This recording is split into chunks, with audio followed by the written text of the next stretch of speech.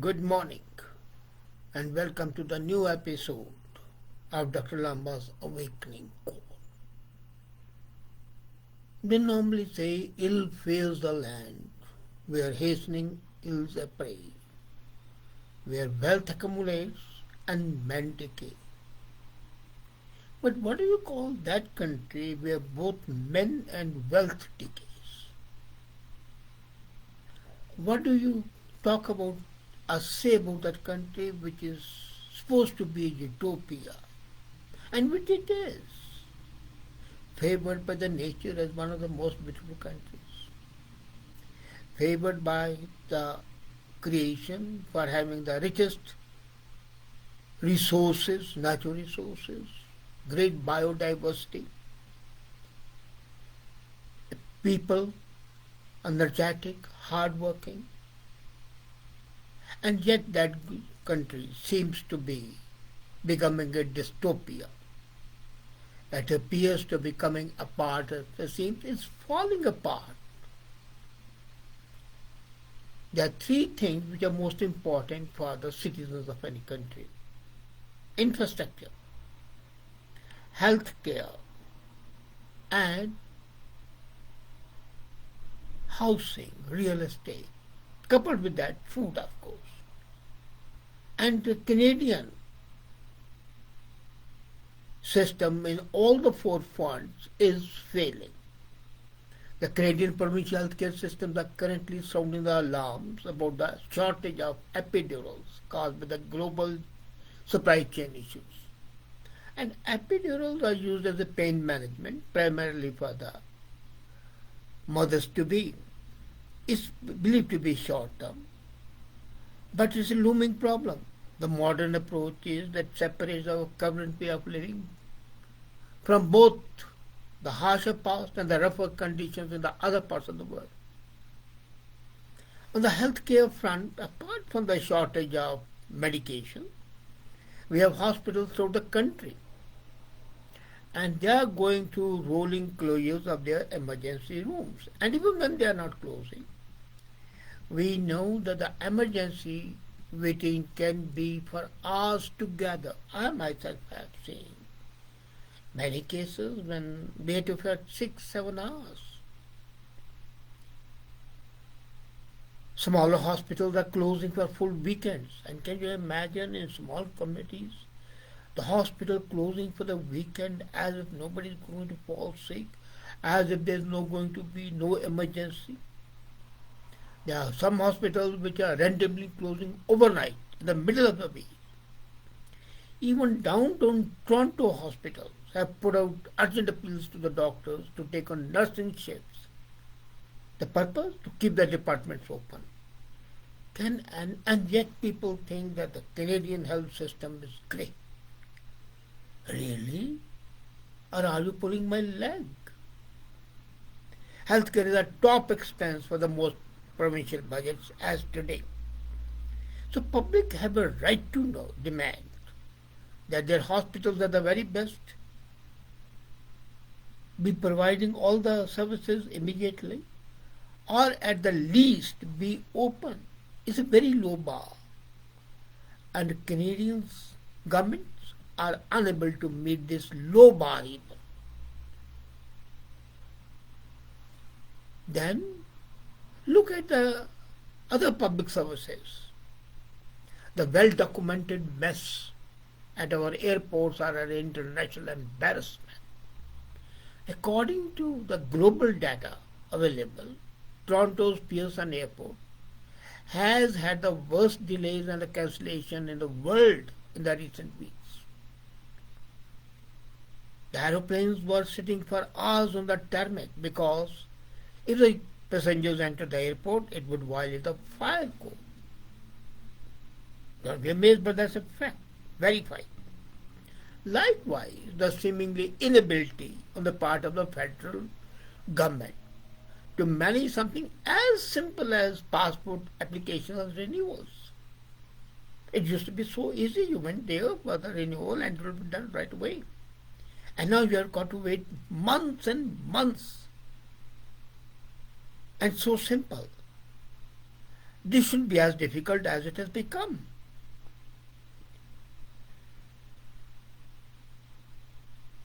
So infrastructure in all aspects is failing. Health is failing. Now come to daily life. The Canadians today are struggling with a cost of living crisis as the inflation soars 26% increase in the prices of the food grains. So food, which is one of the prime needs, we are suffering. And coupled with that, because of the inflation, the real estate, housing is becoming out of reach for the common people. The Bank of Canada Governor Tiff Macklem last year was very vocal and insisting that things were under control and inflation would not be that big a problem. Well, every economist was warning about it. But not he. And now he's doing the opposite. And the Bank of Canada is raising key interest rates at the drop of a hat, thereby compounding the misery of the people. And the Conservative Party candidate Pierre Poilievre has floated the idea of firing McCallum for his blunders. Somehow it's supposed to be big no-no than the blunders themselves. It's not a real blunder. The key culprit in all these messes is that we are dealing with the fallout of the crazy, half-baked policies that were enacted in the past 2 years.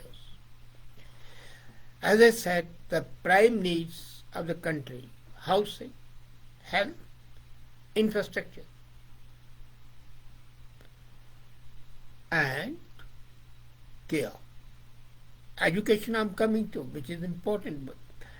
But if you look at it, in none of the things Canada can compete or should be what I should call it a developed country. It's resembling partly to a country like Rwanda, partly to a country like Pakistan. And you just can't have the government issue unprecedented edicts in the open and close the economy many times, like an accordion. What happened since 1920? Open the economy, shut the economy. Open the economy, shut the economy. And that played havoc with the economy. The result, shock waves of the unintended consequences. I don't think they did it purposely. But they didn't have the vision to do it. There are those who seem to think that the phrase economy is a shorthand for business or corporate riches. It is not. Economy is what encompasses our very way of life. And what politicians did in their near running zeal to decimate the COVID beast was to damage our way of life in ways that we still don't comprehend. We are unable to comprehend in entirety how much damage has been caused. And the damage is all pervasive, covering all aspects of life. And as I said, this is like a garment which is being torn at all the seams. Are we living in a country which is like a house of cards that a whiff of blow of air would crash it down? Looks like that. All public health literature prior to COVID was against lockdown. Dr. Tam herself signed off a 2018 pandemic preparedness dose involving a scenario more severe than COVID. And it stressed that the goal was to keep normal society functioning as much as possible, not to argue for the ways to shut it down. And the same thing was violated in 2019, rather 2020 rather. It came in 2019 November, and in March 2020, everything was being shut down. Result, shortage of food. Result, shortage of the housing. Result, unemployment. Result, schools and colleges closed, education comes to a stop. Hospitals, the whole priority changed. And the things were simply beyond imagination. The only thing worse than deciding to lock down the provinces once reopening, closing down, reopening, was that the number of experts who demanded that there should be tighter conditions. These experts have some explaining to do along with the leaders. About the word expert, I used to think the term meant a person who knew something the rest of us did not know. And they could be counted on in the times of emergency to offer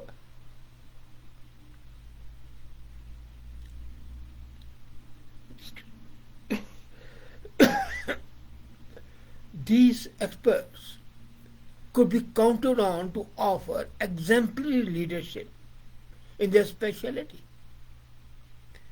The reality, these experts don't know even ABC of the basics of the subject and discipline they talk about. Hospital executives don't seem to manage the staffing and keep the doors open. Airport people don't know how to handle the immigration or the takeoff and the landing. Central bankers appeared nonplussed by the turbulence in the economy. And politicians, well, the lesser said the better. Let's hope we are witnessing some kings are working over their way. But are they? Our knee-jerk reaction is in fact primarily responsible for this sorry state of affairs. And it's an enigma that a country which is favored by the immigrants and is a lighthouse for all the people suffering all over the world is in fact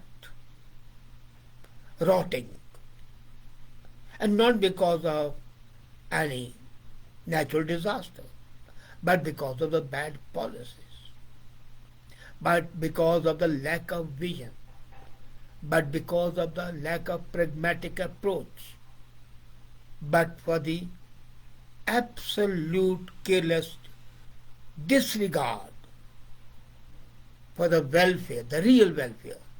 I'm not saying the parasitic welfare, the real welfare of the people. Where, look at the roads, highways, which used to be a pride of the country today. The traffic snares are so common on all the highways that you have got to be in them to really understand the horrors of those highways. So whether it's the airports, whether it's the highways, whether it's the hospitals, whether it's the economy, the real estate, the rental, the housing cost, where do and the prices, food prices, where do you draw a line? I don't think any sector of human life is something which we call enviable. Why is it that the countries like Iceland, countries like Finland, Denmark, Sweden, Norway have not suffered the way the people there, the way people have suffered here and are suffering? Why is it that today Australia productivity is 2 times more average per head than that of the Canadians? And the Canadians' productivity used to be 7 times higher than that of the Australians. What has happened in these few years? Why is it that the national debt has gone and crossed trillions of dollars? Why is it that the people are absolutely frustrated to the extent they have become desensitized to their problems? These are the questions that agitate all the right thinking people. But the politicians, they don't care a dime. This is a country which had a great hopes. People come to it with hopes. And then they are disillusioned, frustrated. And the original inhabitants are equally so. The law and order position is worsening. The health is worsening. The infrastructure is worsening. The food availability is worsening. Simple. Have you seen the butter now? Just one example. You bring it at the room temperature, it will not have that buttery texture. It's hard. Why? Are you aware? More palm oil is used in the manufacture of butter, and the Canadian dairy industry admits it, that the percentage of the palm oil in the Canadian butter is much more than anywhere else. So that's why you place the butter and it won't melt. It's hard. We are devaluing human life and its needs. Our policies are defective. Our vision is warped. Our actions are absolutely not in conformity with a country that has given such high hopes to the people all over the world. Would the politicians be more pragmatic, more visionary, and more concerned with the people than with themselves? Are they just the frustrations going to be the destiny of the people? Or is there going to be some hope? I wish there is. I wish there is light at the end of the tunnel. But today, it seems to be all dark. Thank you.